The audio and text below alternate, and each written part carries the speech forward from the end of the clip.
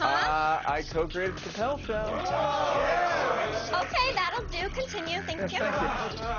On today's show, we'll find out how inventor Nikola Tesla got screwed by history and what one group is doing to set things right. And Azita Ganazada from Alphas will be here live. Supposedly, she only has superpowered smelling abilities on her sci-fi show, but I will be testing that theory live in our studio. What's that? Our legal department has informed me that I'm not allowed to do that. Sarah, how am I doing so far? You're doing so good. That was an amazing open of the show. You know what? I don't buy it, but go ahead. Live your life. I mean, I'm not doing bad. Go ahead. Okay, thank you for allowing me to continue.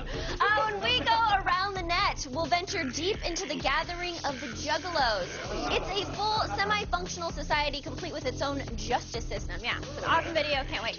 And if you've ever dreamed of wearing robot armor, the Japanese have your back. You'll find out more when we bring you the latest robot news. All right, Neil, it's your turn again, and you can talk now. Thanks, Sarah. Yeah, you're welcome. Where to begin? Yesterday, as I'm sure you heard, Representative Todd Akin, who serves on the House Committee on Science and Technology, said he'd heard that a woman who experiences a, quote, legitimate rape is unlikely to get pregnant. Wow. Let's say that again. This guy is on the Committee for Science and Technology, which is surprising because if there's one thing science experts know a lot about, it's the vagina. Am I right, nerds? They can't answer because they're too busy dealing with all the vaginas. According to The Guardian, Akin's science dates from medieval times, by which we mean Jerry and Clint, two guys who work at medieval times. Probably in the turkey leg department. To be fair to Akin, there are a lot of ways he thinks you can prevent pregnancy. For instance, if you hold your breath the whole time. If you do it in the backseat of a Trans Am. If it's over with in under a minute. If you're listening to a Lionel Richie record. If y'all ain't seen each other for months. If you do it on Halloween and you're both in costume. If you got a dip in. If you met online to get Megadeth tickets. If you don't make eye contact while you're doing it. And finally, if you rode your dirt bike to her house. Guys, seriously. California's Prop 37 is a ballot initiative that will require labels on food and drinks containing genetically modified organisms, or GMOs. More than 40 countries already require food with GMOs to be labeled, but this initiative will be the first such requirement here in the U.S., which is why so many big agriculture companies are throwing money around to maintain the status quo. The largest donation against the prop so far is from Monsanto, the world's largest seed company. They're the guys responsible for fun biology experiments like Bt toxin corn. It's a form of corn with a built-in pesticide that disintegrates the stomach lining of insects and can be found at your local Walmart. But not in the bug repellent section, in the corn department. Because the toxin is included in the corn at no extra charge. The bad news is that almost 70% of the food at supermarkets are already contain some sort of GMOs, so maybe what we don't know won't hurt us. Then again, we don't seem to care about the things we do know will hurt us. I mean, people are eating the double down, which is bacon and cheese inside of chicken meat bread. Label it, don't label it, you gonna have a heart attack. One of the greatest minds ever belonged to Serbian immigrant Nikola Tesla. He was an amazing inventor who pioneered alternating current, which simply put is electricity. Basically, his theories laid the groundwork for all of the wireless communication that would come to be. Unfortunately, his one-time friend turned bitter rival was Thomas Edison, who was trying to sell people on direct current electricity. When Edison wanted to show the public how dangerous Tesla's current was, he fried an elephant with it. Yeah, but the plan backfired because America thought frying an elephant was the coolest thing it had ever seen. And they were right. Eventually, Tesla's method of powering the 20th century won out, but not in the history books, where he remains a relatively obscure figure. However, Tesla's obscurity may soon be at an end because popular website theoatmeal.com threw its might behind a campaign to buy the inventor's rundown lab, Warden Cliff, on Long Island, and turn it into a Tesla museum. Yeah. After just a few days, the effort is within striking distance of his $850,000 goal. Meanwhile, a representative of the Thomas Edison Museum said, quote, "A Nikola Tesla museum was our idea, too." waiting for the laugh. Still ahead, can Nikola Tesla get unscrewed by history? Find out when we meet one of the masterminds behind the Tesla Museum project right after this.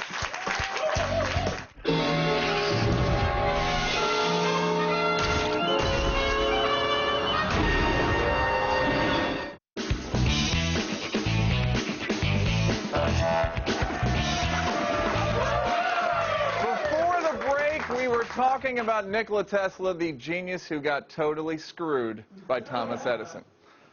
For more on the late great inventor, please welcome President of the Tesla Science Center at Wardenclyffe, Jane Alcorn, everybody. All right, so Jane, in short, just explain to people exactly like who Nikola Tesla was, because he's a pretty amazing guy. Definitely amazing. Considered a genius in his time, but we're realizing now how much of a genius. He developed the system of alternating current that we use to transmit electricity throughout the whole world today. He's the father of robotics, of remote control. He patented the logic gate, which is used in computer languages. He improved on fluorescent lighting. The list goes on and on. He had hundreds of patents, and even the father of radio, we can consider him the father of radio. The U.S. Supreme Court considers him the father of radio, not Marconi, so we should make sure we correct that misconception in the world. Tesla had the formative patents, and Marconi was using Tesla's patents to send his signal. All right, if he was so great, why didn't he invent hot Cheetos? All right. Beats me. Here's my question is like, why? Because he got no credit, right? So I guess I'm wondering why he sort of got screwed so much. After a certain point, it's like something's wrong with him. You know what I mean? Probably. Do we know what it was? Well, he was what we consider maybe the quintessential mad scientist. He was just interested in inventing and discovering and working, and he was a bit of a showman, but he was terrible at commercializing his patents and his inventions and discoveries. That's why the electrical transmission was really a partnership between him and Westinghouse, and Westinghouse was the person who was able to make it a commercial success, not Tesla. Tesla didn't have clue about that kind of thing, I don't think. He was much more interested in doing his actual inventing. And did he die penniless? He died with very little. Actually, he died in debt, so not just penniless. He died but in the dead, negative column. don't we all? He died in debt? How did that happen? He was like, are there any stories about him just being a jerk? There are stories about him being extravagant, and he lived a fine lifestyle when he had the money. He didn't really seem to care very much about the money, more about spending it on his next invention. And this tower was one of those things. So he was like he was the Puff Daddy of his day. That's what you're telling me. Could be. Yeah. He was quite a dandy. He dressed real well and mixed in high society, and had friends like Mark Twain and Sarah Bernhardt, people who were the luminaries of the time. They were his friends. Stanford White, who was the preeminent architect, designed Wardenclyffe. So he liked to step out, but he didn't really manage his money well. And what was the deal with the currency war between him and Edison? Well, it was the war between the currents, and well, you've all heard of the musical group AC/DC, but the original AC/DC war was between Edison and Tesla. Edison was promoting direct current, and that would have required a generating station every mile or so, and Tesla's plan for alternating current permits us to have a generating station and transmit electricity over very far distances. And then, all right, so will you explain what you're trying to do, what the oatmeal and the money you're trying to raise? Well, what we're trying to do is save Tesla's old lab. And he had a lab here on Long Island. It was called Wardenclyffe, and it was designed by Stanford White. It's a beautiful old brick building.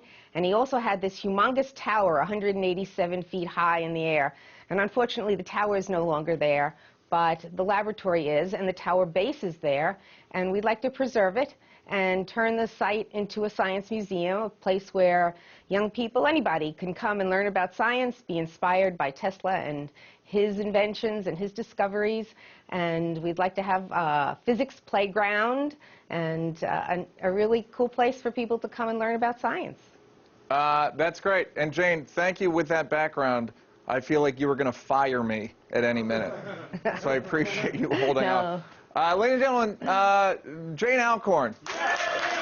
Best of luck with the fundraising, Jane.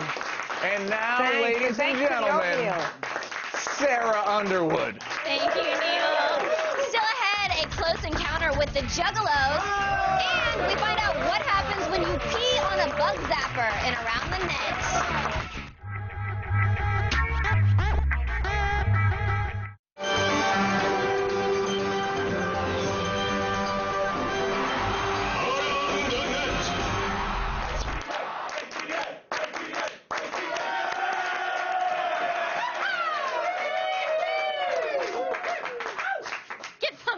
I thought you were doing something. All right. Okay, Neil, so for your first Around the Net, I wanted to ease you into the show a little bit. So we got a video with an electric fly swatter. Right. A toilet. And then some male genitalia.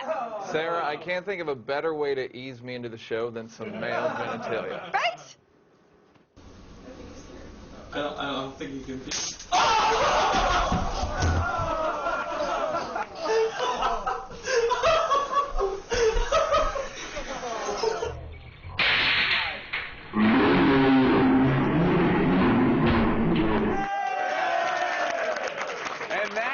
Is how we get rid of genital warts. Who knew? I like the balance there. It's like irresponsible peeing on electric fly swatter, but over a toilet. Well, you know what it is? They're classy people. They are so classy. That's what I was thinking. I don't know if Stanley is watching, but that's actually, the little known fact is that was actually the first draft of Spider-Man. Is that he pees on a thing and then, whoa! Yeah. Interesting. And then he could whatever. It's not important. You ever, do you like to pee on weird things? I'm not really. No? I'm a toilet guy. Yeah. I guess. I like popping squats. I'm sort of a popping a squat person. Do tell. Well, I mean, if I have to go to the bathroom, you guys whip it out and pee. Like, why can't we? If there's no bathroom, I will pop a squat. And one time I did it, and the guy I was dating at the time got so mad at me for popping a squat that, like, we almost broke up. But will you tell them where it was? Well, it was in a parking lot, but that's not... But it was a parking lot of his job. Yeah.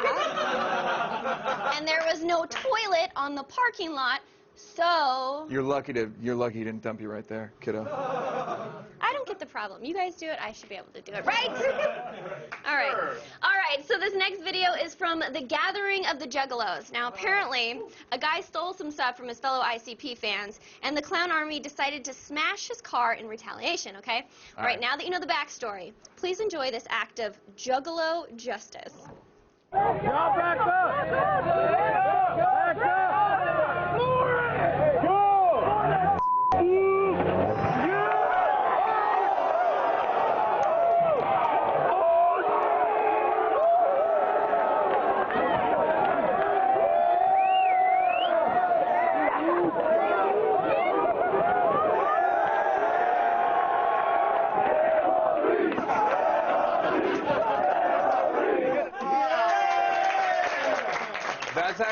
That's actually the main event of the Juggalo X Games.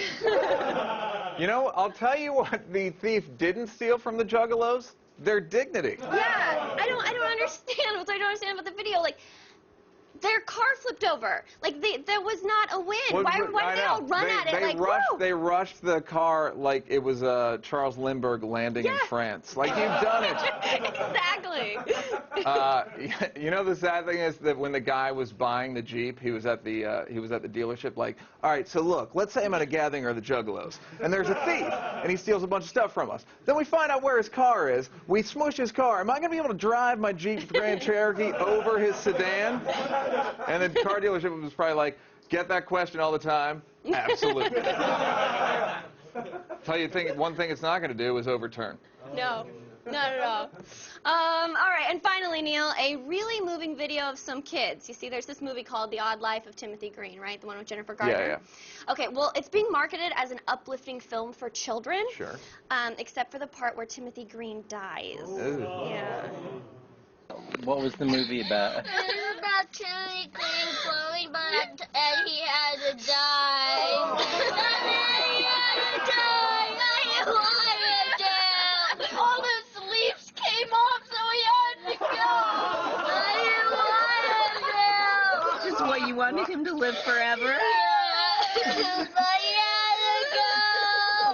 He had to go.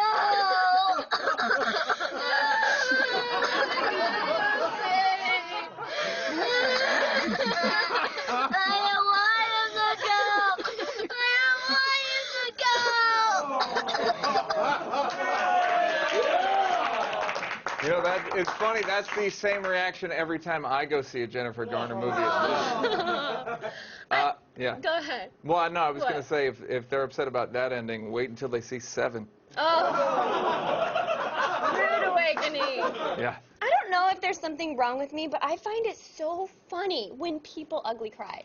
Like, it just makes me laugh so hard. There was a lady driving next to me the other day in her car, and she was ugly crying, and I just could not stop laughing. Sir, do you like it when people, how about when people that are ugly are poor? Do you like that as well? How about when they're in No. pain? I like when ugly people are in pain. No, they can be pretty and ugly cry. It's Oh, not you this mean ugly cry? ugly Oh, you cry, mean like... "Ah!" Yeah, like, yeah, and they yeah. make the ugly face, you know, like instead of like. Look, it's the ugly- Sarah, you're pretty hot. And Thank you you. got to think about stuff like that. Okay. You know what most people call ugly crying? Yeah. Crying. All right, that's all the Around the Net we have for you today. And now let's learn about how DARPA is sending robots into space to turn dead satellites into zombies. What could possibly go wrong?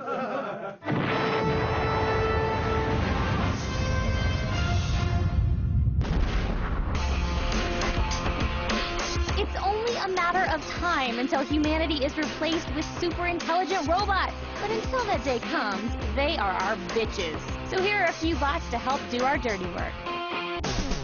First up, we head into orbit, where DARPA is going to use robots to zombify dead satellites. Called the Phoenix Project, DARPA plans to harvest the remains of broken down satellites in an effort to build new ones. Earth's orbit is littered with the carcasses of old satellites. However, most of them still have functional parts, but the cost of repairing them is too prohibitive. Instead of letting this usable equipment go to waste, DARPA plans to develop a fleet of satlets, which would use giant robotic arms operated remotely from Earth to recycle working parts like antennas and solar arrays from these dead orbiters. These parts could then be used to create new satellites in orbit at reduced cost. DARPA hopes to have the Phoenix program up and running by 2015. Now, from the outer reaches of our orbit, we head back to Earth, where a group of designers called Project Hexapod are attempting to create a giant six-legged rideable robot. Called Stompy, this insect-like robot is being designed to seat 2 people, cross virtually any terrain, and walk through water up to 7 or 8 feet deep. This 18-foot wide hydraulic robot will be able to carry up to 4,000 pounds and is being developed as a search and rescue vehicle to aid in disaster relief. Unfortunately, Stompy is still in the design stage, and the designers are hoping to raise $65,000 to see this robot come to life. If you want to help out with this robotic awesomeness, you can check out the Project Hexapod Kickstarter, which will run until September 2nd. But where our last 2 robots were here to help, this next one is here to bring the pain. Meet Karatis, a 13-foot tall, 12,000-pound wearable mech. Yes, ladies and gentlemen, the future is here. It uses 4 wheels to move at about 7 miles an hour and also comes mounted with BB shooting miniguns. To pilot the robot, drivers climb into the front and operate it using internal controls and a view screen. Drivers also have the ability to grasp objects with the robot's claw and block projectiles with its shield.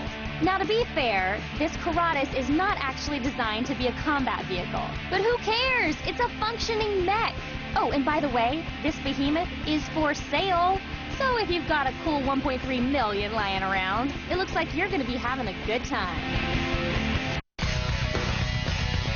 From recycling satellites to giant mechs of doom, oh robots, is there anything you can't do?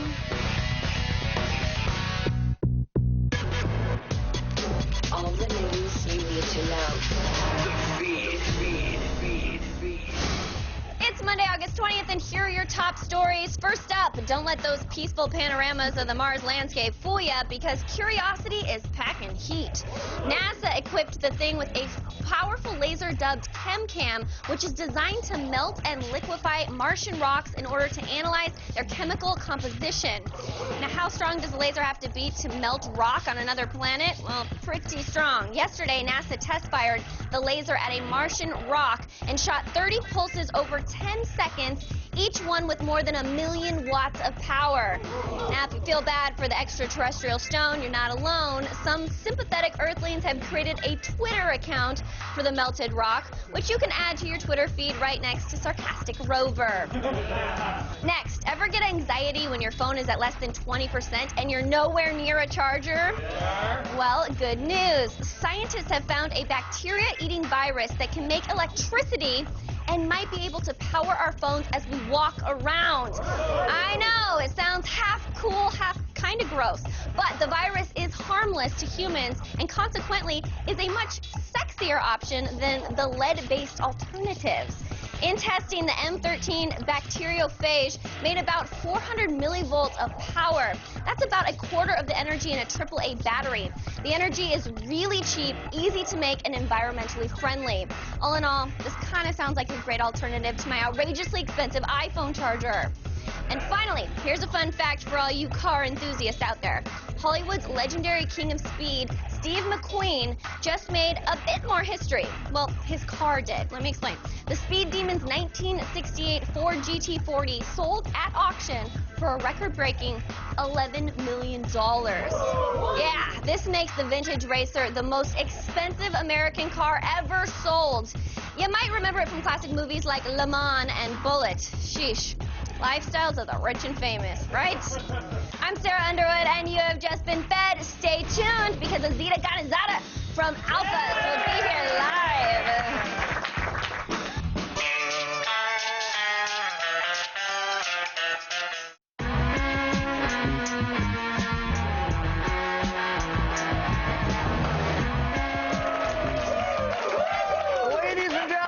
Sci-Fi show Alphas, please welcome Azita Ganazada. Hi. Hi, Neil. How do you do? I do well. Nice How do to you meet do? Thank you for having me. She's holding it, you guys.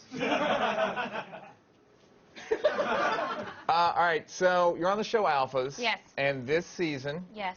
a lot of action for you. Lots of and a lot of underwater action. Ooh, tonight's episode, which actually comes on right after this at 8 p.m. on Sci-Fi. Yeah, I got to do a really cool thing. It was a first time for me. Lots of firsts for Rachel this season. I got to swim underwater with a Hydroflex camera. So there was a lot of stunt diving, which I'd never done before. So essentially, I had to keep on diving into the water a number of times and then acting and then, you know, trying to act a little bit. How long can you stay in the water? Well, I didn't know, and so the stunt guy was like, just practice holding your breath in the shower every day. And I was like, oh my God, am I going to die? But I didn't die. The stunt girl, thanks. The stunt girl came out of it, and she was like, that's a lot harder than it seems. So I did it for about an hour and a half, and I had injured my toe at home the night before. What did you have to act like? Crazy. Like, well, like, was it like mimey or something? Yeah, I was like, no. There was a lot of like swimming to, what camera are we on? Let me see. Like lots of like swimming to the camera and then like, and then gasping for breath and then diving back down. And essentially, it's like a whole psychological thing that's happening because in the last episode, something happened between me and one of our characters, and it's like this thing I'm chasing her. So it was really intense, and the stunt girl ended up like hitting my toe with my broken toe, my hurt toe with her forearm twice, and I skinned my knee and essentially broke my toe and came out of there screaming and crying, and I was like, oh God, I didn't want to be the wimpy girl. How brittle are your toes that someone can break it?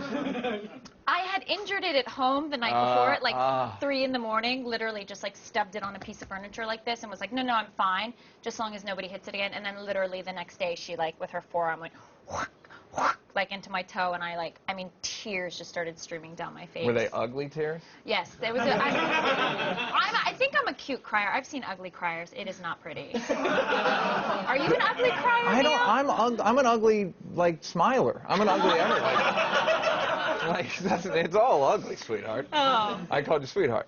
All right. Speaking of sweetheart, you had an on-screen kiss with a lady, I understand? Well, that was the funny. Oh, you would, you pervert. That was the funny thing, was that we shot the episodes that order. So tonight's episode, which is 5, we shot before we shot the kiss. Right. So I was doing all that intense kissing with a broken toe, which the audience doesn't know. And they like, it's really painful, you guys, like all the way around.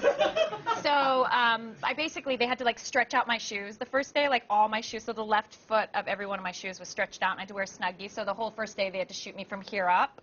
And then I was like, kind of like, they were like, just don't walk, just stand there, because I would kind of, you know, stumble while I walked. But yeah, we had a big kiss last week, a big girl on girl, Rachel and Nina. Well, obviously you don't watch the show, Neil. Pretty obviously, yeah.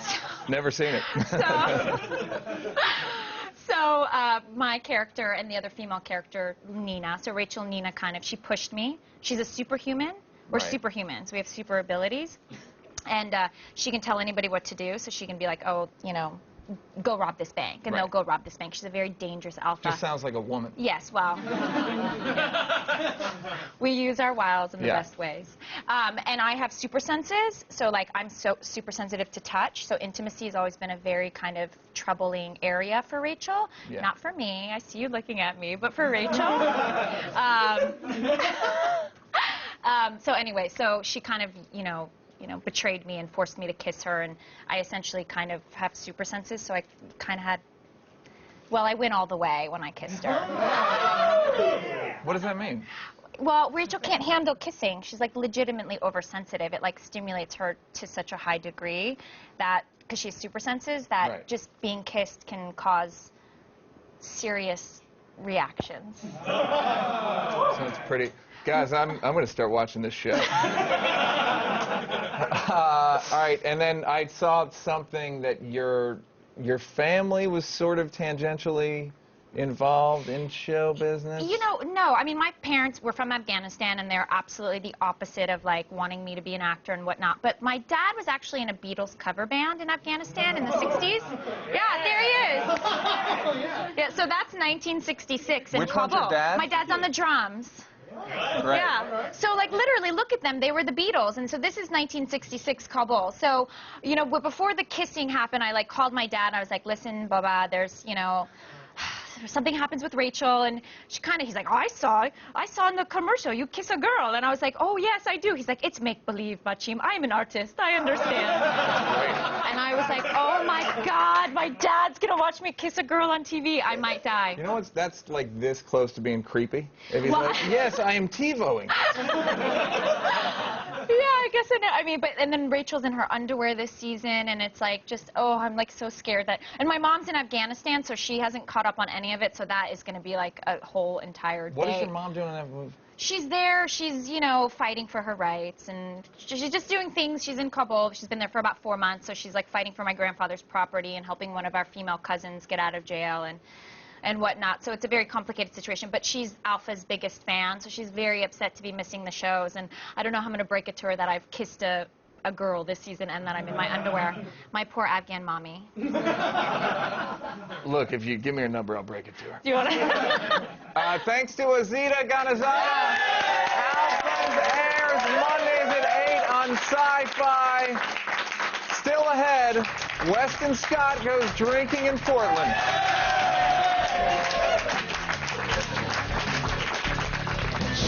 Are you tired of killing bloodthirsty, brain-eating zombies yet? Nah, we didn't think so.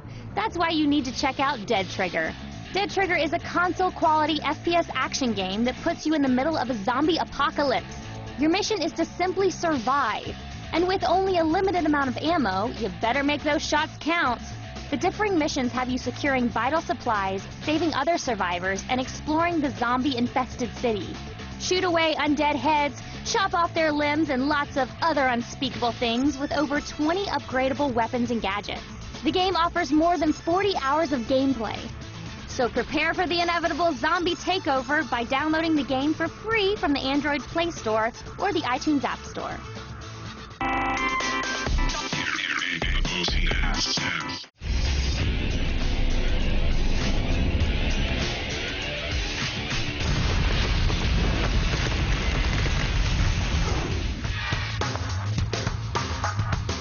A rising trend here in Portland is sour beers, and you know what? Nobody does it better than Cascade Brewing Barrel House.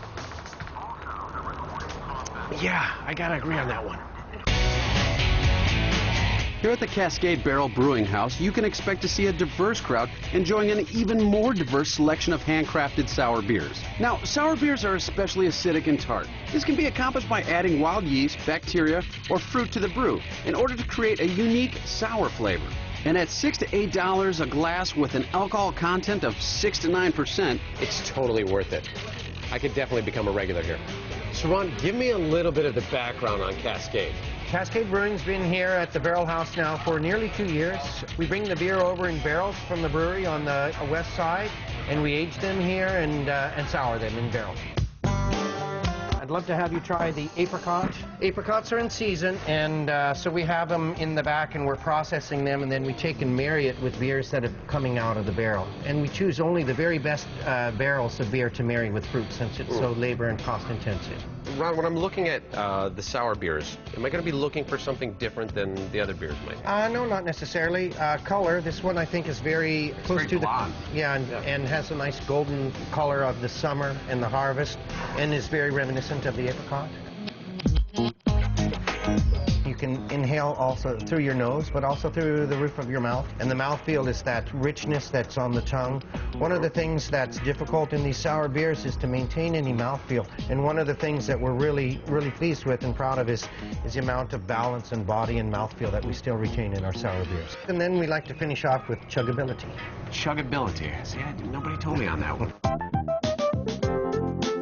As we come into this area, we have to make sure that we have safety first, worker second. Okay. And you'll need your safety glass.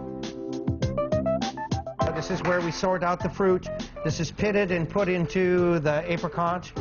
There's about 25 of these on average per pound, and there's 2 pounds per gallon. So, Ron, take me through the process here. It's fermented out like normal beer. It's brought over here and it's inoculated. We use lactobacillus, and that's how we sour the beer. It takes the residual sugar and breaks it down into lactic acid and CO2. Well, then it ages for up to four months to a year, and we'll select those barrels, and then those are the ones that will see the fruit. So this is your glass that you serve your beer in, and that's almost how much fruit is in each glass. More like that. This is possibly the best apricot I ever had. These come from our region here out of Yakima to the north of us. They're tree ripened, and we put them right away into the beer. This is our barrel cellar. We keep it about 60 degrees, and that's a great temperature for this lactic fermentation. This is just a base beer. You'll taste almost kind of some reminiscence of fruits already there, but a nice bracing sourness to it. Oh, wow. So the beer itself already has the punch. It already has Oh, it does, hardness. absolutely. That's right. We want it pretty hardened off. When we say hardened off, of course, we mean soured. And this one already has like some real fruit essence to it in the nose and the flavor, and it just cries out for apricots. I could pretty much just stay in this room all day. We have a series of beers that are called the Brewer's Ultra Private Reserve, and these are beers that are quite frankly too expensive to sell, so typically we'll lock the door and drink them all ourselves. Well, that sounds smart. So far we've convinced accounting that we can make up for it in volume. I'm getting definitely the oak. I'm getting vanilla. I know you're gonna probably not agree here, or maybe I'm just totally off. I'm almost tasting like some kind of rose. That can very well be. There's other beers here that it's even more pronounced. Absolutely. Please tell me why you're not going to share this with the public again. The reason is there is so little of it, and also too, it's a whole barrel, Ron. You guys are creating masterpieces. It takes a lot of this beer to fully understand it, and I think we're 2 or 3 barrels away. So if you're in Portland and you want to check out some great sour beers, go to Cascade Brewery Barrel House, where you will thank me for showing up. I'm going to go home and make love to these.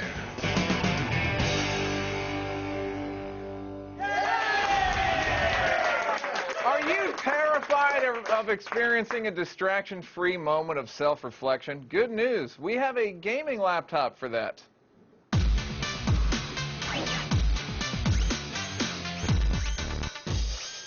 Head back to school with a gaming powerhouse thanks to the Valkyrie CZ17 from iBuyPower.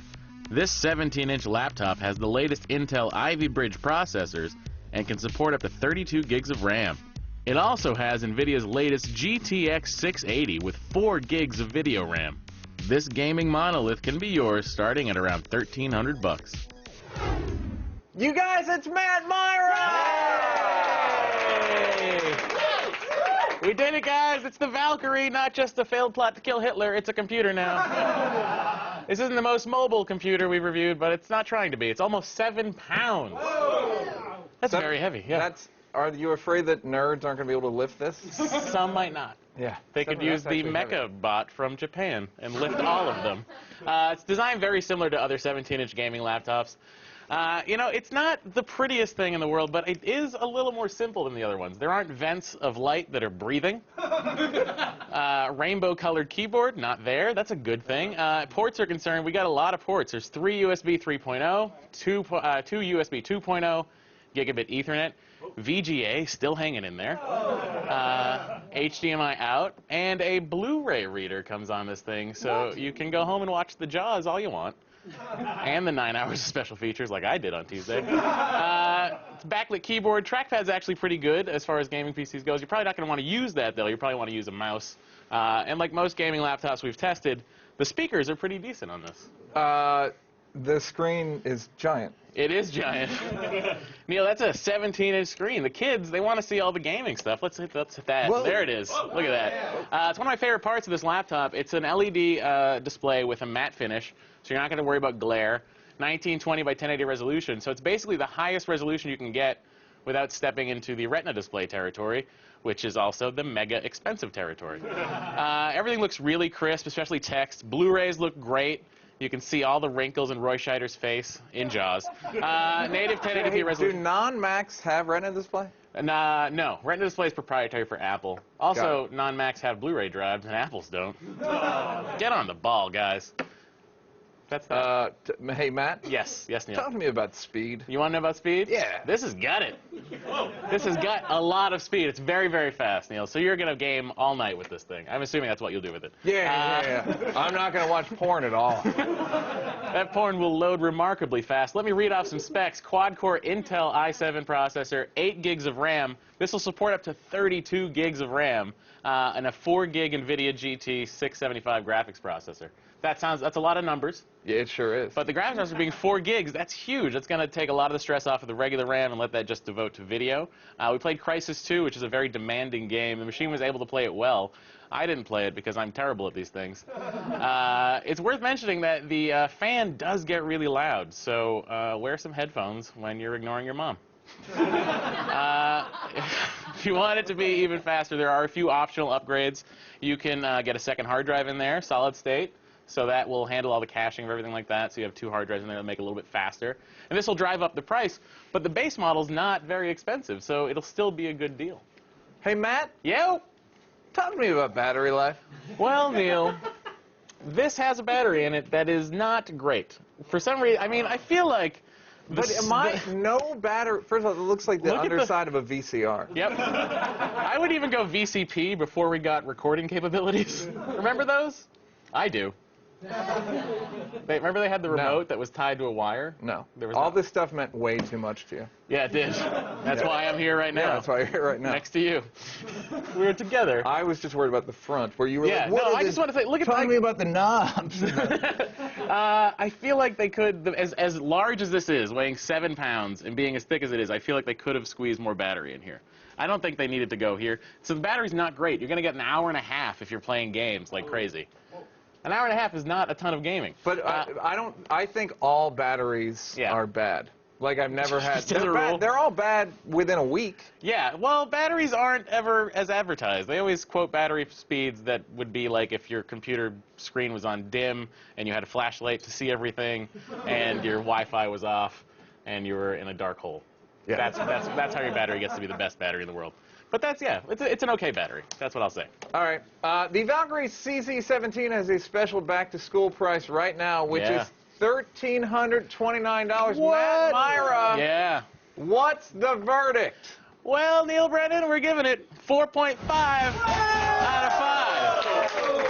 You cannot get a faster gaming laptop right now for less than $1,400. The laptop is a great deal. Crisp screen, Blu-ray player, make it the perfect laptop for a dorm room, small apartment, mom's basement. What's holding it back from being a 5 is sort of the lack of innovation in the design. I feel like it's a little too clunky looking. Yeah. But that's it. That's it for today's Gadget Prod. If you have a gadget you would like to see us rate, email us at gadgetprod@g4tv.com.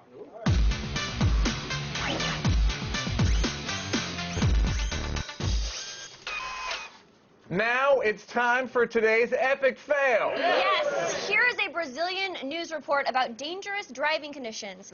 See if you can spot why it's so dangerous.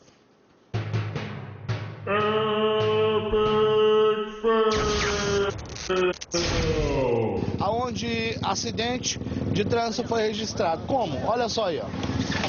Meu Deus do céu. Meu Deus do céu, gente. Veja só.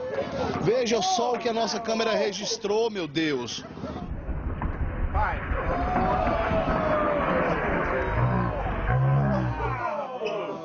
Sarah, is that what a Brazilian wax is? I imagine that's what it feels Because, yeah, I understand all the complaining because that looks horrifying. Yeah.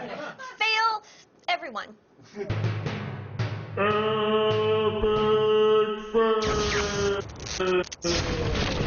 Neil, we have a thing over there. It's called the Twitter wall. You want to check in with it? Yeah, I would love to. Let's see. Someone tell Sarah that as long as she looks like that in a dress, she can drop and squat anywhere. Thank you. So sick of these double standards. Women, let's start popping squats in this place. Okay, it's your turn. Afghan Beatles cover band, now I've heard of everything. Attack of the Show, do they have any recordings on YouTube? You know what they didn't say is that every member of the Afghan Beatles was beheaded. Yeah. That pretty took sad. a dark turn. Yeah. One more for me? Do it. Let's not go so blue this time, huh? Blue. You know what joke? I didn't do a peeing joke before, so let's not talk about blue.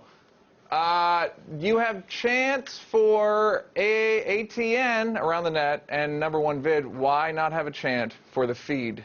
Good point. Another good point on the Twitter wall. We should start one. Let's start one. You ready? Feed, feed, feed, feed, feed, feed, feed, feed, feed, feed, feed, feed. Hey, great chant, you guys. Thanks to Azita.